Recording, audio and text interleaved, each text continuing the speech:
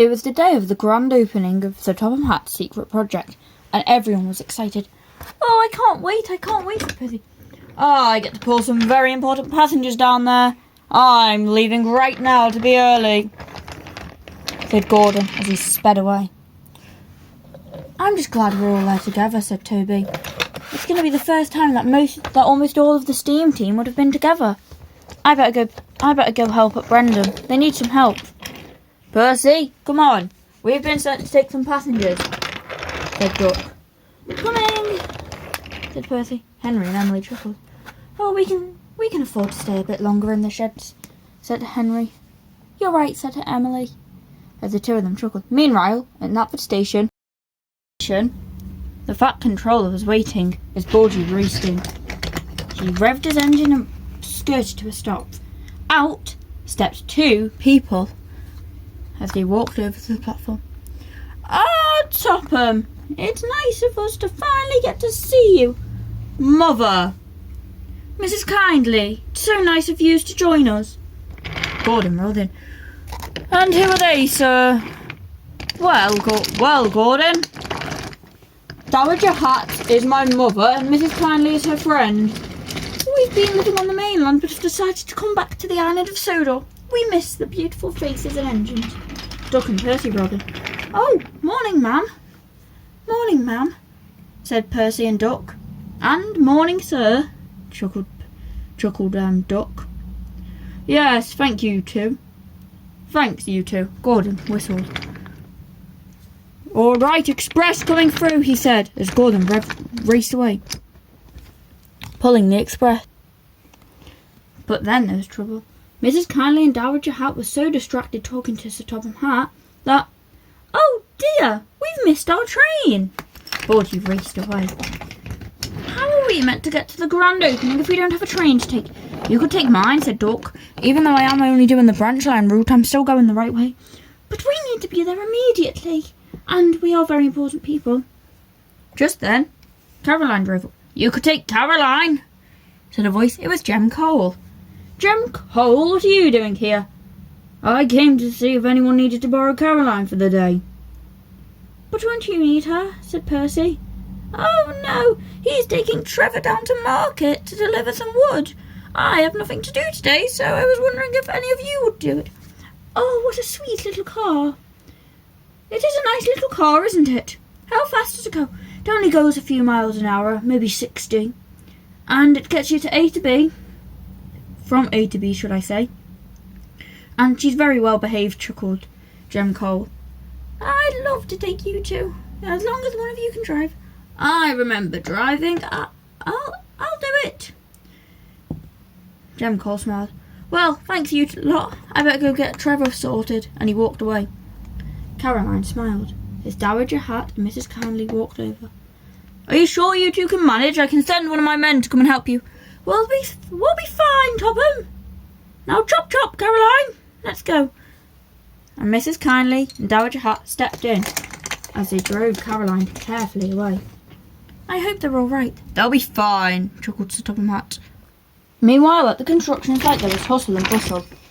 "No, Alfie, they go over there," shouted Jack, whizzing in. All right, I'll do it. Thumper, move them crates over there." All right, I've got it." "George, smooth down the ground over there." "I'm doing it. Just give me a break." "And where are them construction decorations? Where are them decorations?" "They're right here," said Toby. "Quit rushing. I'll bring them in." "We will," said Gator, and the two engines pushed the train through. "Here at Road 1. I've got the last stone train. I'll put it in the docks." "All right. So now what's next?" "Calm down," said Thumper, rolling in. "No need to rush. But everything needs to be perfect. When's the surprise getting here? When will we find out what it is?" "It's getting here soon," said Thumper. Even the express was busy. Everyone was in a very panicked mood. "There's not enough time for us to do everything," said Jack. "Just breathe, Jack." "It'll be okay," said Alfie. "We're a team, remember? We can do anything." "I suppose." Meanwhile, Caroline was taking Dowager Hatt. Dowager Hatt and Mrs. Kyndley were making great time down the main road. Caroline sputtered along, The three of them were having a wonderful time. Which way next? Dowager Hat, do you know which way we go next? Said Mrs. Kyndley. Of course we go. Caroline, do you know? I think we go left. No, right. Oh, we'll go this way. Dowager Hat, are you sure this way's safe? It's fine. Although they didn't notice the sign, and that they were driving away from the quarry. The party was starting to begin, and engines had started to arrive, along with the surprise. Harvey rolled forward. Everyone, clear a path, please, clear a path. Dash looked excitedly. Oh, what's that? He asked. Ferdinand rolled in. I don't know. That's for us to know and use to find out, laughed Emily, as the two engines brought the train down the line. All right, carefully now, carefully, said Harvey. As they rolled down, the train was starting to be unloaded. When Sir Topham Hatt arrived. Hello, everyone. Oh, I see the surprise is here. Have any of you seen Dowager Hat and Mrs. Kyndley? No, sir, we haven't. Why? Well, we've not seen them anywhere, and they're quite urgent to come here. They should have been here hours ago. Just then, Percy puffed in. Hi, sir. Percy, have you seen them? Seen who? Dowager Hat and Lady Hat. Not Lady Hat. Lady Hat's in my car. I'm talking about Mrs. Kyndley. Oh, no, I've not seen them. Just then, Duck rolled. They weren't in the station, sir, either. They could be anywhere on the island. Perhaps Caroline's crashed or broken down. She is an old car, matey. It could have happened. Well, it can't have. I need everyone to start looking. But we're about to start the events, said Bash. Well, it's going to have to wait. There are lives at stake, and the Fat Controller stepped into Winston and reversed down the line. Come on, everyone. Chop, chop. So, the engines all listened and started reversing to go and look. Meanwhile, Caroline was still down the wrong road. Dowager, what did I say about taking the wrong turn? We're fine. We'll just take a left. Whoa! They stopped on the tracks. We better turn round. There's a broken tree near.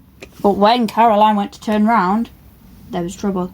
She hit a rock, and then, with a pop and a skirt, they raced over the rails and right into a shallow part of the lake, with a splash.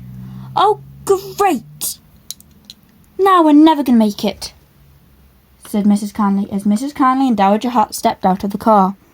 Where even are we? We're miles away from any line. They sighed.